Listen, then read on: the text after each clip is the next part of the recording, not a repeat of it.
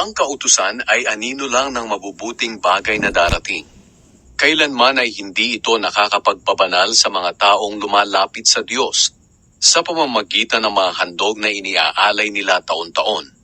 Dahil kung napatawad na sila sa pamamagitan ng mga handog, hindi na sana sila uusigin ng kanilang budhi at hindi na nila kailangang maghandog pa.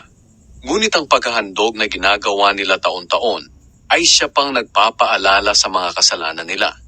Dahil hindi makapag-aalis ng kasalanan ang dugo ng mga toro at kambing na inihahandog nila. Kaya nga nang dumating si Jesus dito sa mundo, sinabi niya sa kanyang ama, "Hindi mo nagustuhan ang mga handog at kaloob ng mga tao. Kaya binigyan mo ako ng katawan na ihahandog ko. Hindi ka nasiyahan sa mga handog na sinusunog at mga handog sa paglilinis. Kaya sinabi ko sa iyo, narito ako para tuparin ang kalooban mo, O Diyos, ayon sa nasusulat sa kasulatan tungkol sa akin." Una, sinabi ni Kristo na hindi nagustuhan ng Diyos ang mga handog at kaloob. At hindi siya nasiyahan sa mga handog na sinusunog at mga handog sa paglilinis, kahit na ipinapatupad ito ng kautusan. Pagkatapos sinabi niya sa kanyang ama, "Nandito ako para sundin ang kalooban mo."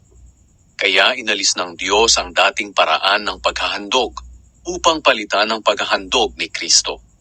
At dahil sinunod ni Hesukristo ang kalooban ng Diyos, nilinis niya tayo sa mga kasalanan natin sa pamamagitan ng minsang paghahandog ng sarili niya.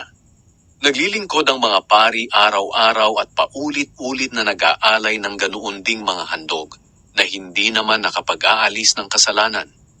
Ngunit si Kristo ay minsan lamang naghandog para sa ating mga kasalanan at hindi na ito mauulit kailanman.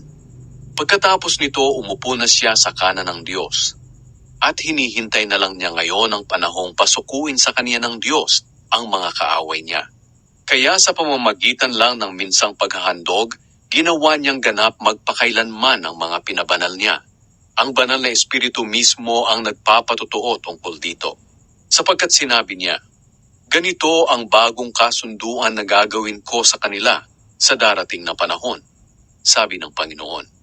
"Ilalagay ko ang aking mga utos sa puso nila at itatanim ko ang mga ito sa kanilang isipan." Dagdag pa niya, "Tuluyan ko nang lilimutin ang mga kasalanan at kasamaan nila. At dahil napatawad na ang mga kasalanan natin, hindi na natin kailangan pang maghandog para sa ating mga kasalanan."